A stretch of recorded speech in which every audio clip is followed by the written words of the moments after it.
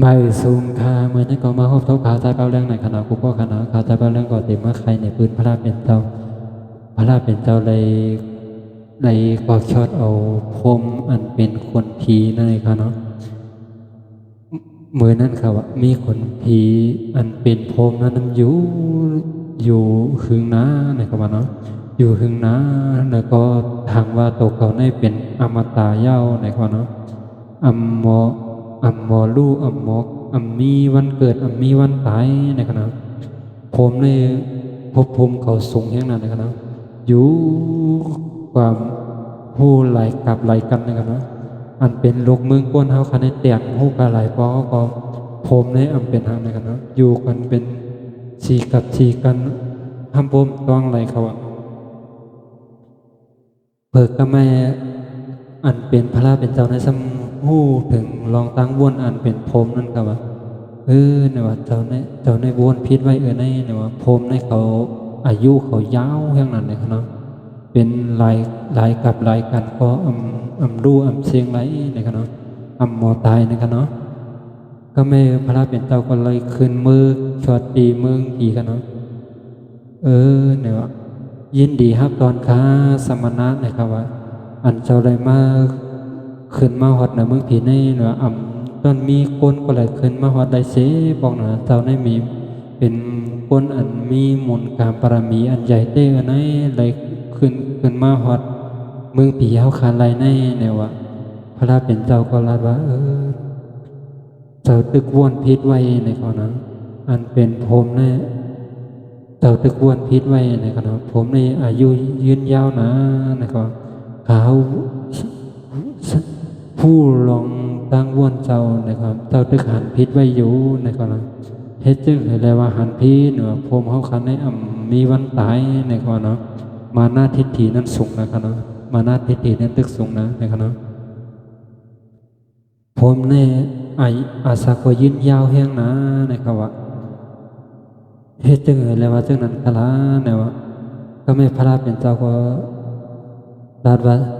เขาเรียน เลนซ่อนหากันในคอเนาะ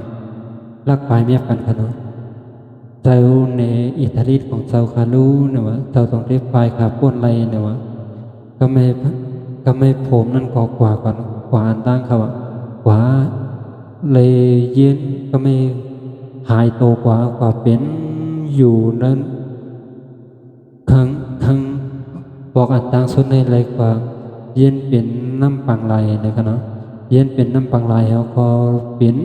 พื้นเดียวกับตั้งน้ำปังลายว่าผมเนาะเจ้าใครเป็นน้ำปังลายคาห้าเนี่ยเขาว่าก็ไม่ผมนั่นก็เหรียญอะไรก็ไม่ปลายแทงเขาอ่ะก็ไม่ก็เจ้านั่นก็เย็นเปลี่ยนรอยเขาอ่ะเนาะเย็นเปลี่ยนรอยเป็นเป็นพื้นเดียวกันทั้งรอยเขาเนาะผมเนาะเจ้าตีเย็นเป็นรอยกว่าคาห้าในเขาว่าเนาะ อันพระราชเป็นเจ้านั่นก็เลยหู้หันเลยลองยานของเจ้านั่นกันเนาะตรวจยานของเจ้าเจ็ดเชตุยในขายยานของเจ้านะครับเนาะเจ้าก็เลยหันเปิดก็ไม่เอาไหนก็ห้ามกว่าแทงกรรมเขาเนาะก็มากว่าเป็นหาดทรายปังไหลกันเนาะกว่าเย็นเป็นตั้งเย็นเป็นหาดทรายปังไหลกว่าเหี้ยวไหนก็เป็นพื้นเดียวกันตั้ง เป็นหาดทรายเขาสาวเดียวเย็นเป็นทรายกว่าเย้าคาห้าในกว่าเนาะพระเป็นเจ้านั้นก็หันไรกุฏิเขาว่าก็ไม่ก็มันเป็นโพมเจ้านั้นก็ยอมซุ้มเย้าในกว่าเนาะไรบอกขึ้นมายอมซุ้มเย้านะเจ้าซ้ำปลายขาตัวก็ไม่